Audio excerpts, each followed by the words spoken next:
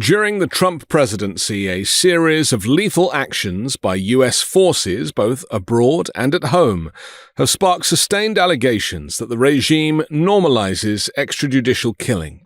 From airstrikes on small boats in international waters to opaque bombing campaigns in West Africa to fatal encounters between federal agents and civilians on U.S. soil, critics argue that the Trump regime is repeatedly stretching, reinterpreting, or ignoring legal limits on the use of lethal force.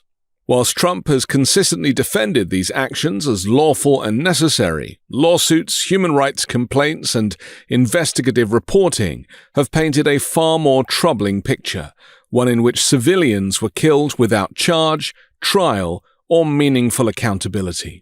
The clearest legal challenge emerged after a deadly U.S. military strike on a small go-fast boat in the Caribbean Sea in October.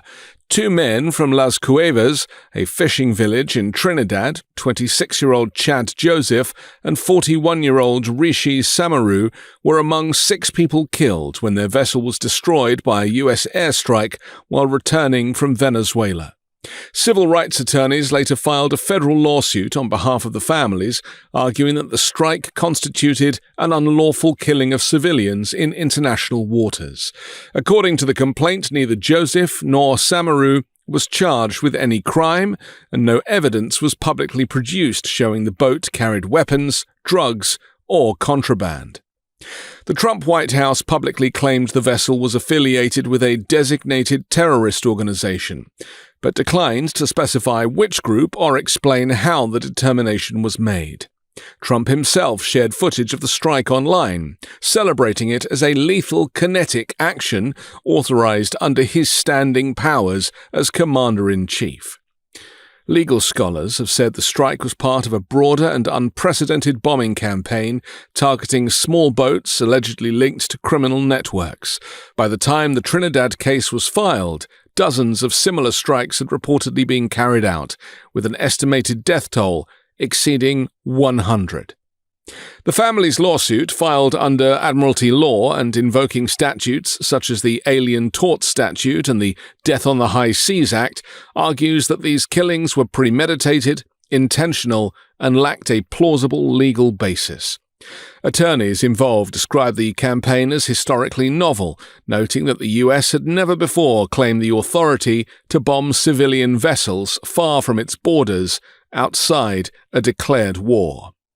For the families, the issue was simple. If the men were suspected of wrongdoing, they should have been arrested and tried, not killed without warning.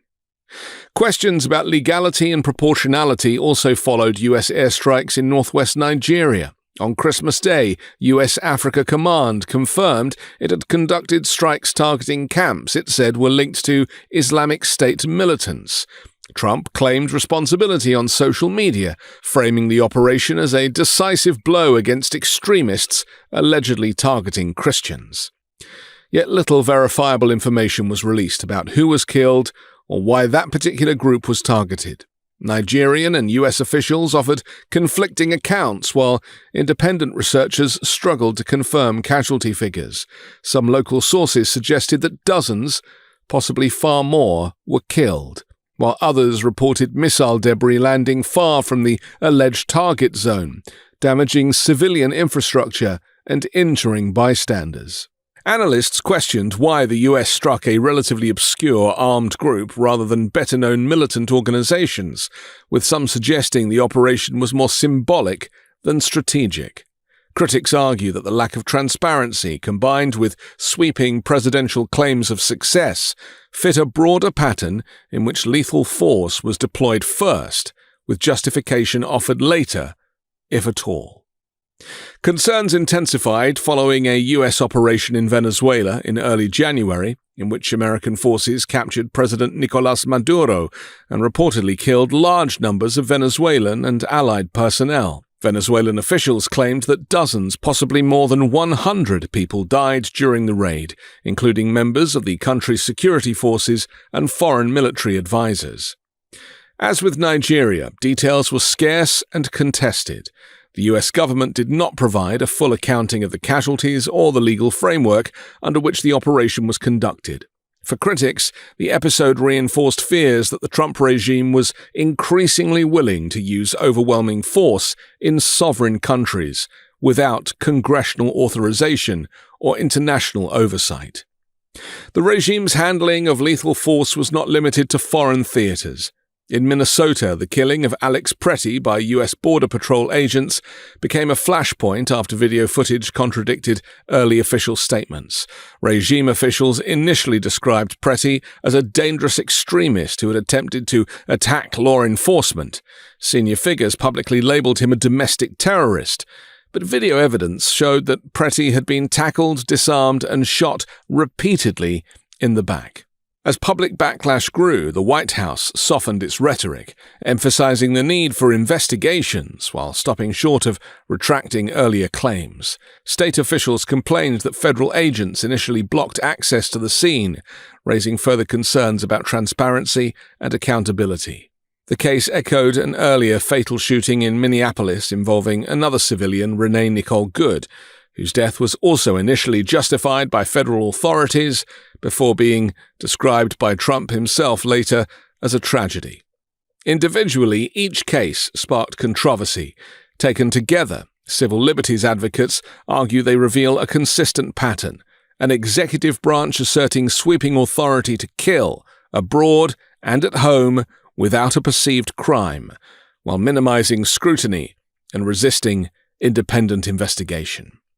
The Trump regime maintained that its actions were lawful, often citing classified legal opinions and expansive interpretations of armed conflict, but lawsuits, human rights complaints, and investigative reporting continue to challenge that position, particularly where civilians were killed far from any recognized battlefield.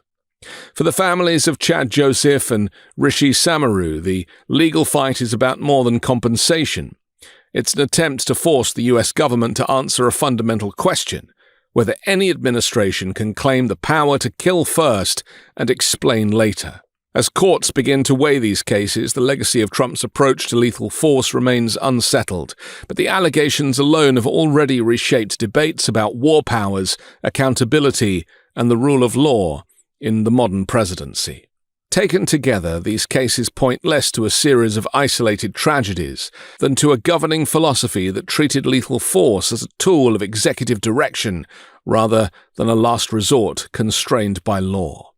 Across international waters, foreign territory, and U.S. streets, the Trump regime consistently asserts that the president possesses the inherent authority to decide who lives and who dies, often invoking vague national security rationale while withholding evidence and resisting independent scrutiny.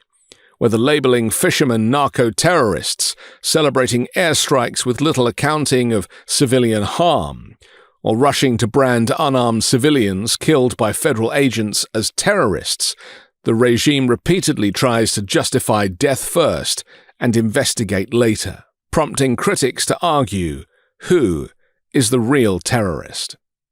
At the heart of the controversy is not only who was killed, but who made the decision, and under what rules. By advancing the idea that the president could unilaterally authorize killings outside of declared wars without charges, trials, or transparent oversight, the Trump regime challenged foundational principles of due process and civilian protection.